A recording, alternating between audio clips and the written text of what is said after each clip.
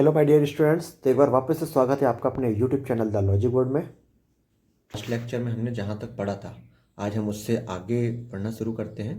तो उसके लिए मैंने आपके सामने पहले ही 2 सेंटेंस लिख रखे हैं, है ना। तो चलिए इस थ्योरी को हम पहले कंप्लीट कर लेते हैं, उसके बाद हम जो नया टॉपिक है वो आगे डिस्कस करते हैं। तो चलिए मैंने जो 2 क्वेश्चन लिखे हैं इनको डिस्कस करते हैं।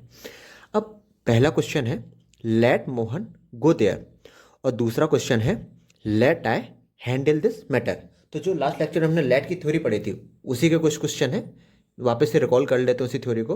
तो इन दोनों सेंटेंस में सब्जेक्ट क्या है? तो दोनों में ही मैंने बताया था जब लेट वाले होते हैं इंपेरेटिव सेंटेंस होते हैं, तो इन दोनों में ही आपका जो सब्जेक्ट होता है वो क्या होता है? लिसनर होता है ना। वो क्या होता है? लिसनर होता है। लिसनर क्या होता है आपका?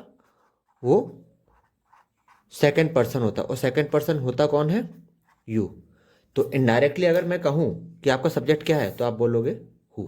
ये हमारा सब्जेक्ट है। इतनी बात क्लियर है। तो पहले में अगर मोहन, ये क्या है? मोहन लेट वर्ब का सब्जेक्ट होता, ये आपकी लेट क्या है? लेट है आपकी वर्ब।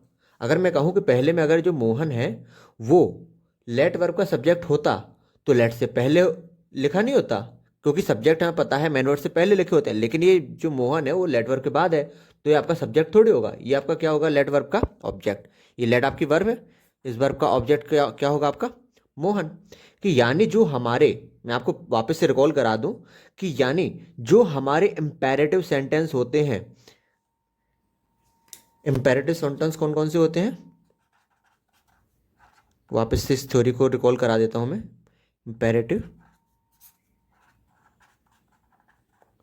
सेंटेंस होते हैं कौन कौन से? जैसे आपका ऑर्डर हो गया, ऑर्डर, एडवाइस, रिक्वेस्ट, है ना। और ये जो लेट वाले फॉर्म होते हैं, ये इन सेंटेंस में आपका जो सब्जेक्ट होगा वो आपका यू होगा, जो कि सेकंड पर्सन होता है। इतनी बात क्लियर है। तो चलिए इससे रिलेटेड मैं कुछ और क्वेश्चन आपके सामने लिखता हूं। ओके,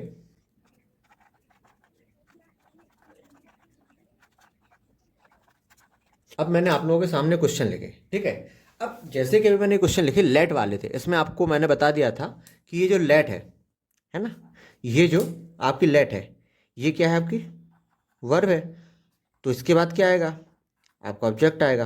अब ये वाले सेंटेंस भी तो आपके इंपेरेटिव सेंटेंस होते हैं। यहाँ तो मैंने बता दिया कि भैया लेट के बाद आपका ऑब्जेक्ट आएगा, इनमें तो लेट है नहीं, तो आप कैसे पता लगाओगे कि सब्जेक्ट है ना। तो अगर लेट वाले सेंटेंस में जो बच्चे मोहन को सब्जेक्ट समझ रहे हैं, तो come here, listen to me, please walk fast, तो ये जो कम हेयर वाले सेंटेंस में सब्जेक्ट किसी का हो गया?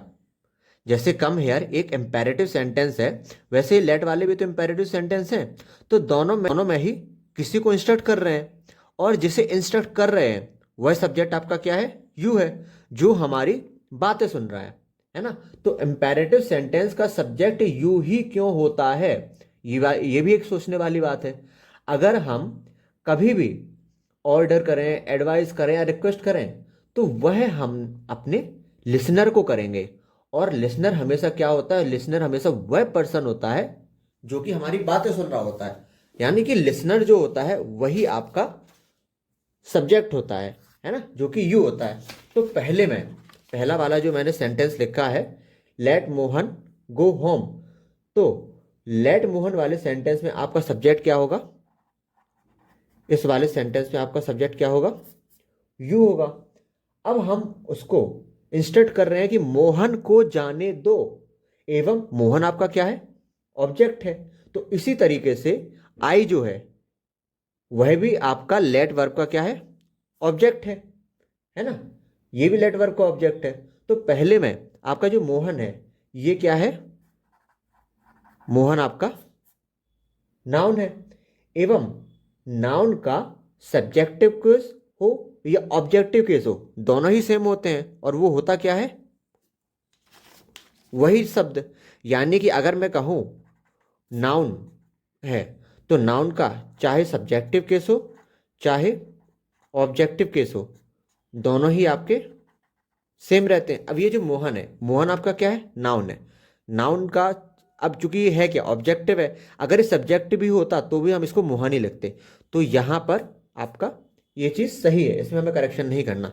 मैं आपको डिफरेंस समझा रहा हूँ नाउन और प्रोनाउन के सब्जेक्टिव और ऑब्जेक्टिव केसेस में। अब पर्सनल प्रोनाउन के साथ ऐसा नहीं होता। क्यों? क्योंकि पर्सनल प्रोनाउन के डिफरेंट केसेस होते हैं, जो कि मैंने स्टार्टिंग के फर्स्ट सेक्शन सेकंड लेक्चर में डिस्कस किया है ना, कि एज अ सब्जेक्ट जब हम पर्सनल प्रोनाउन